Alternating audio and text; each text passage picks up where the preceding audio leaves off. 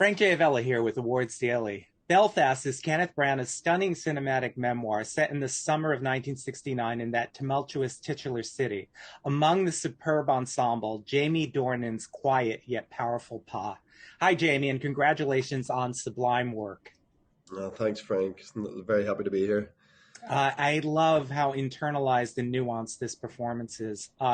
There's such a calm to Pa, yet underneath that calm, there's so much more. Was that approach something you discussed with Ken? Yeah, to an extent. Ken was amazing about just trusting instinctually what I wanted to do with him and what Katrina wanted to do with Ma and all of us really, and giving us that freedom and trust and confidence to sort of play it how we wanted to. I'm playing his father. He was always very clear that I wasn't playing some like carbon copy idea of who his dad was. He always was like, I want you to bring your own energy to it.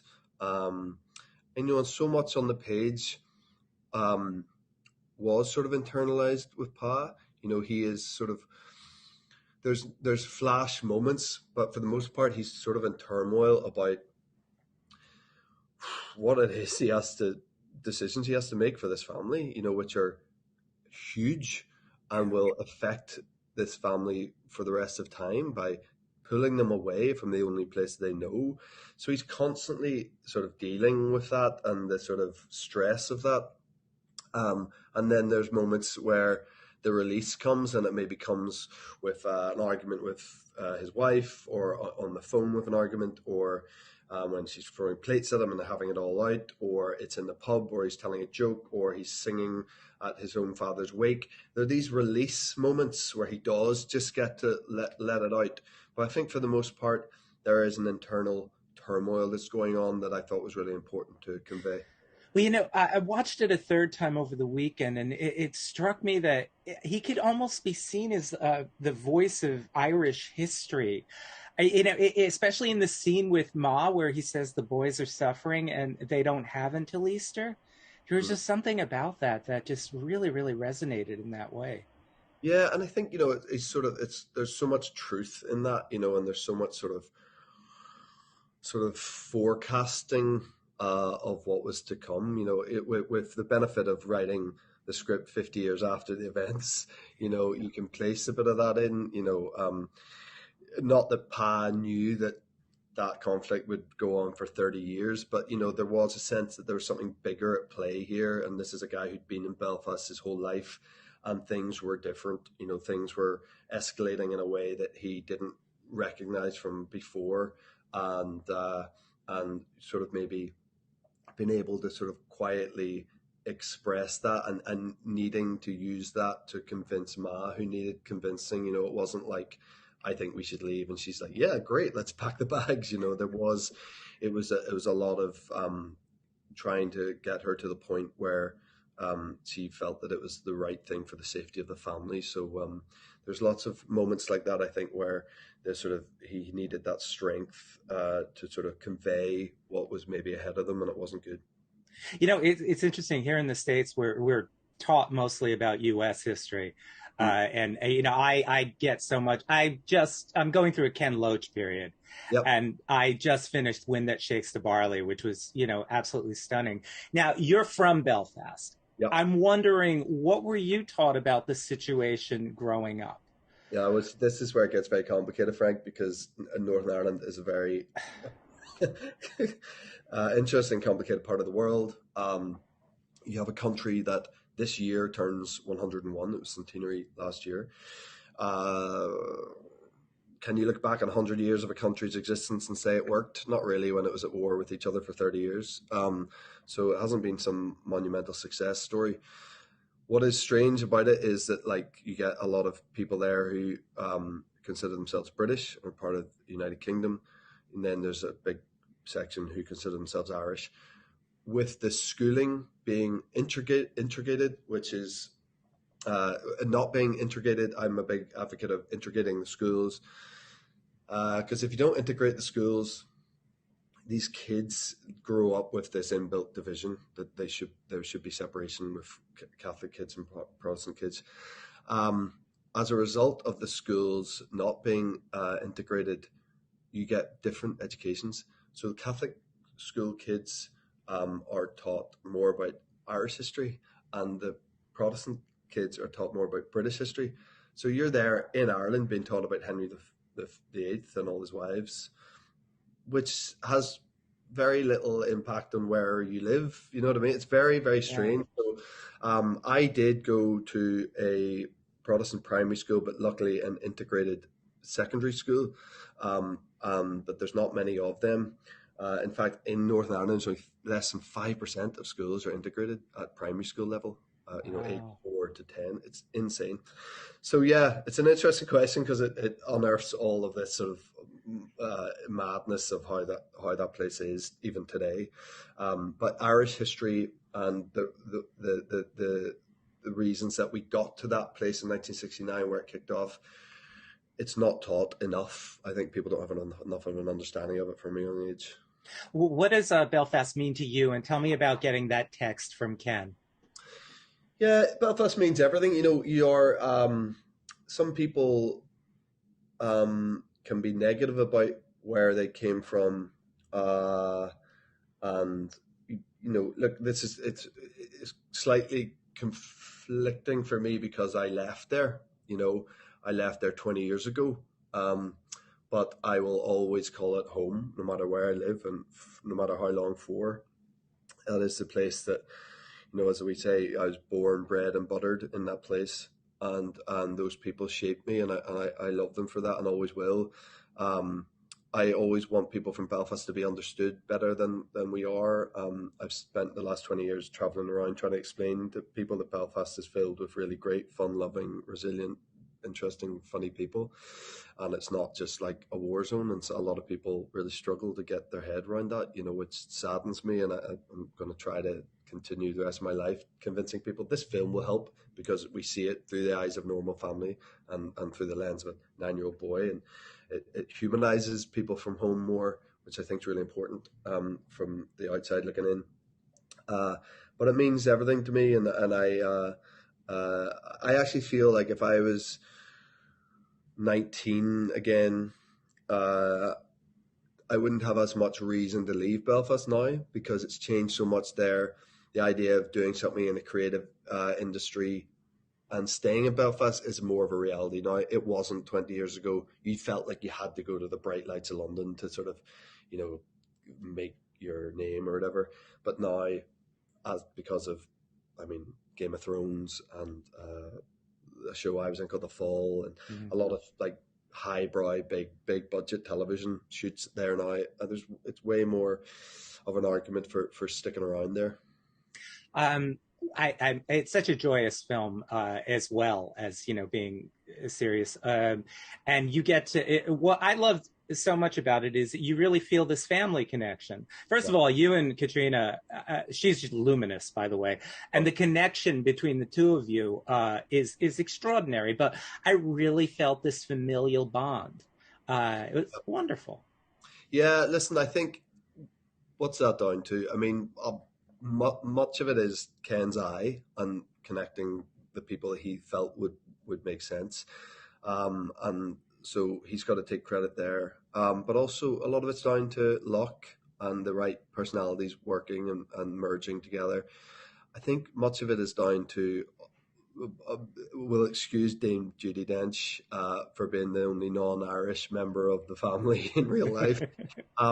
But, you know, having us all be from the same land and having that shorthand with each other and that understanding of each other and probably similar souls as a result of being from that place and having experienced similar things growing up, that all helps to form this sort of cohesive idea that we all have a common ground with each other.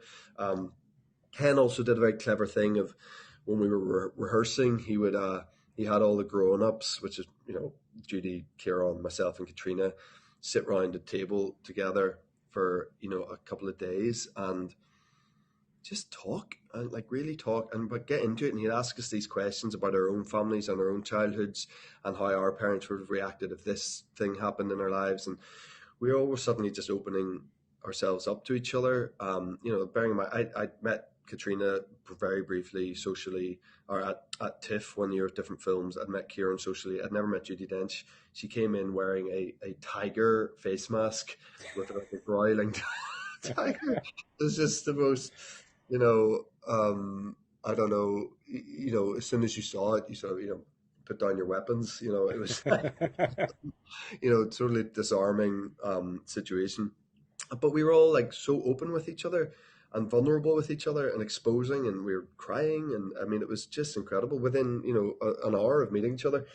So I think that was a very clever thing that Ken did of opening us all up. And I really did, particularly by the end, we really did feel like this real sort of family. Every movie you do, you feel you have this odd sort of family feeling by the end of it, this sort of misshapen family. But particularly at Belfast, we felt super tight. Well, the diff is that it doesn't always come across so extraordinary as it does on the screen. Sure.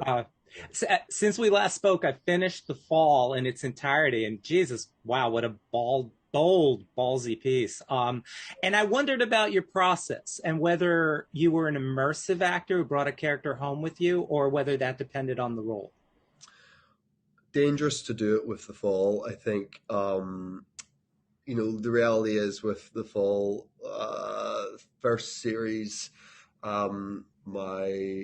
were running up to getting married, so these big life things were happening. Second series, we just had our first baby. Third series, I think we were about to have our second baby. These big, like, very real family things were happening. You don't want to bring serial killer energy back into the house when all these very sort of normal things are happening. Look, I have to say, Frank, like, I'm someone who can just leave it behind. I've always been like that. I haven't worked with many, if any, people who aren't the same, I have to say, and it's very refreshing when you can work with the likes of Judi Dench and her be in the middle of some like brilliant story right up until they call turnover, and then she'll pause it for a second, jump straight into whoever she needs to be.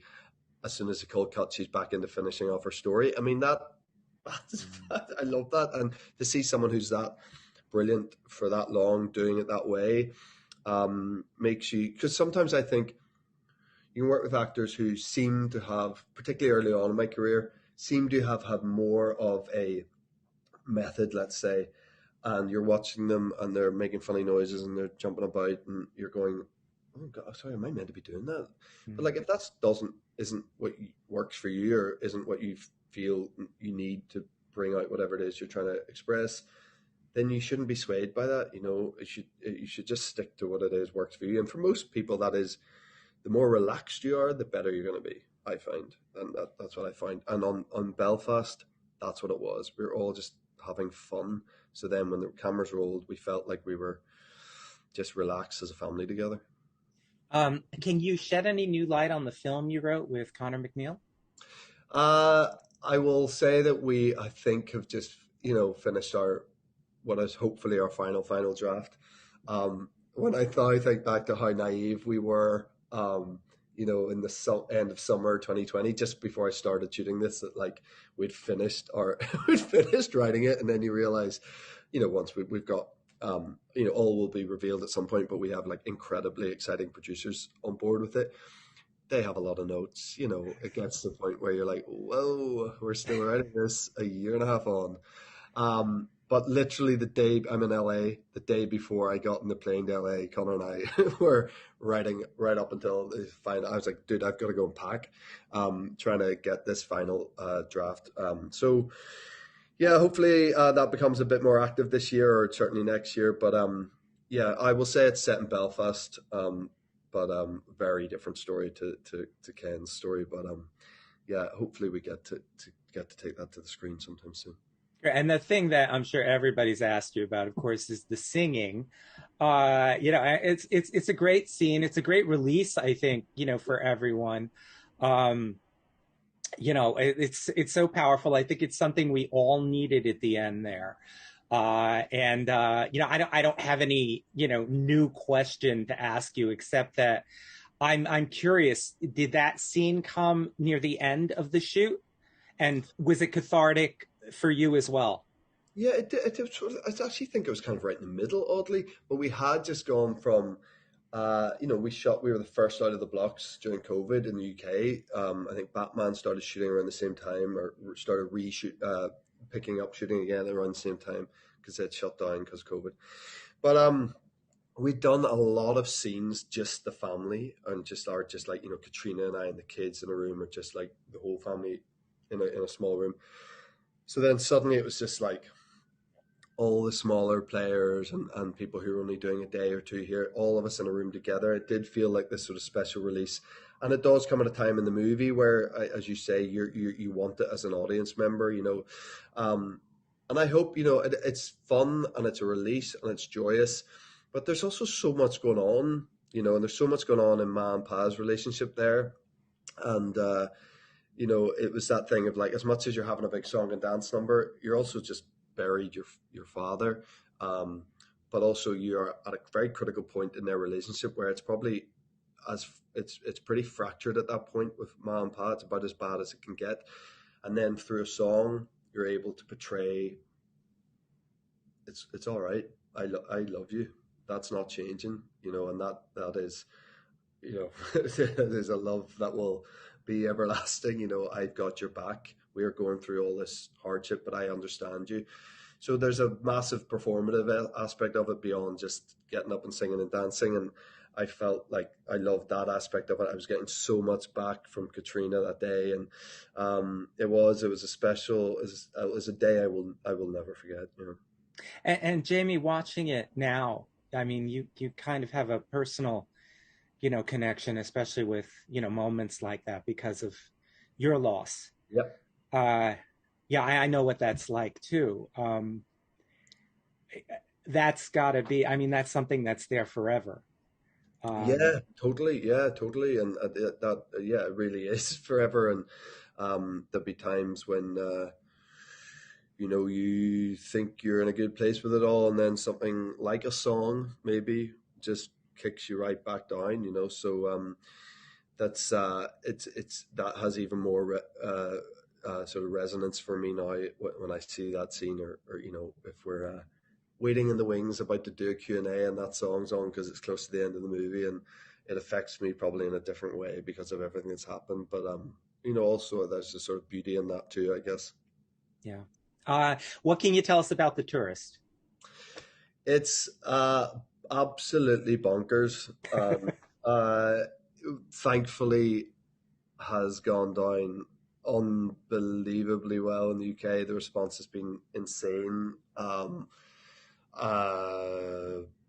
it's been such a joy because that was such a hard shoot for me, personal reasons. I lost my dad literally at the beginning of it when I was still in hotel quarantine when he died in Australia, unable to get home, Oh, and then had God. 5 months out there doing one of the most all-encompassing roles of my life. So for it to have been received critically the way it has in the UK, and for the figures, everything about it has been so positive that it just makes it all the more worthwhile. It is a mad story. It is a thriller like you've never seen before. It merges so many different genres. Just when you think you understand what is happening in the story, you're totally sidebarred. You will never get comfortable with your knowledge of what's happening because you're wrong, probably. I think it's a third thing you'll watch. If you watch again, you'll realize you missed a ton of stuff. It's just really fun. It's properly entertaining, and yeah, you'll have a good fun 6 hours if you're willing to commit. Oh, well, I can't wait. I'm really looking forward to it. Listen, I am really, really grateful to have this opportunity to speak with you. I know we're in awards season, and Belfast has a lot of awards buzz. I'm not going to jinx anything here. I'm really excited for you, and I just want to tell you that I think this is, with the fall notwithstanding, I think this is one of your best performances, and really, congratulations. Thanks, Frank. I appreciate that, man. Cheers. Thank you, Jamie. Thanks for spending some time with us. All right, Frank. All the best, man. Ciao. See you. Bye, bye, bye.